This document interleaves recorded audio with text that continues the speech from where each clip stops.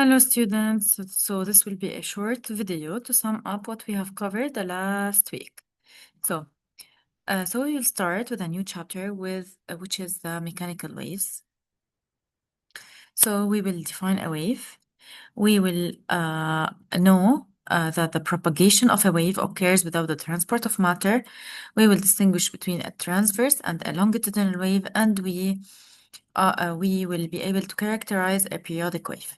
So what's a mechanical wave? So it's a perturbation that propagates through a material medium, like sea waves, sound waves, and a wave that travels along the rope. A wave transports energy without the transport of matter.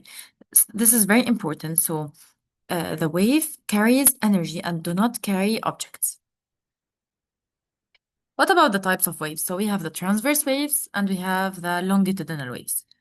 The transverse waves, where particles vibrate perpendicular to the direction of propagation of the wave. So this is the direction of propagation of the wave. So in the transverse wave, the particles vibrate perpendicular. So it makes perpendicular with the direction of the wave. However, in the longitudinal wave, the particles vibrate parallel to the direction of propagation of the wave, such as the sound waves. So we have this is the direction of the wave, and the sound wave propagates parallel to the direction of the travel of the wave. Okay, so we have one important concept, which is the periodic motion. What's a periodic motion? The periodic motion is a motion that repeats itself identically during a constant time interval. So if we have a time interval, if the wave repeats itself, so we call this wave a periodic motion.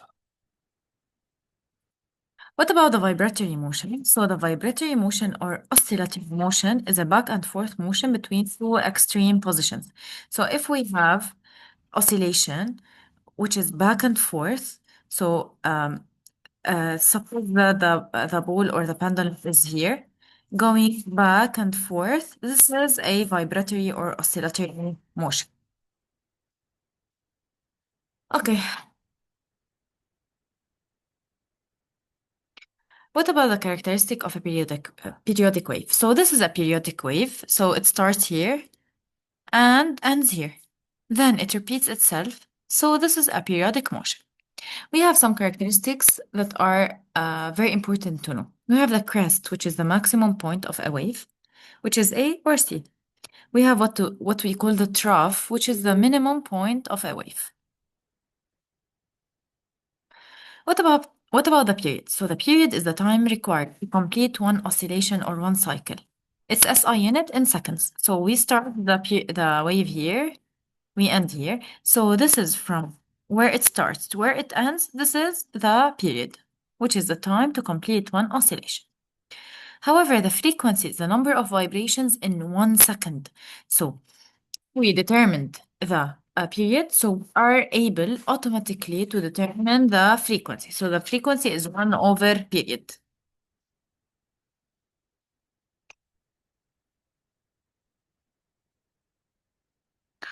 Okay, we have an important formula, which is the number of vibrations n is equal to t, which is the time in seconds, over the period, which is in seconds also. If we want to determine t, is t over n, and if we want to determine t, it's a t, small t, it's t times n. N is the number of cycles, t is the whole time of the wave, and t is the period, which is the time to complete one oscillation. What about the amplitude? So the amplitude is the maximum displacement from the equilibrium position. So this is the equilibrium, and the amplitude is from this point, from the equilibrium to the maximum position. Its SI unit is meter. What about the wavelength? So the wavelength is the distance covered during one period of the source. So if we have here distance, so to complete one cycle, this is the wavelength, which is the distance covered during one period. What about the speed? So every wave have a speed. The speed equals to lambda, which is the wavelength, divided by the period. And if we want to determine the period, it's lambda divided by the speed. And if we want to determine the lambda, it's v times t. So this was all for this chapter. Hope everything is clear. If you have any questions, please let me know. Thank you. Bye bye.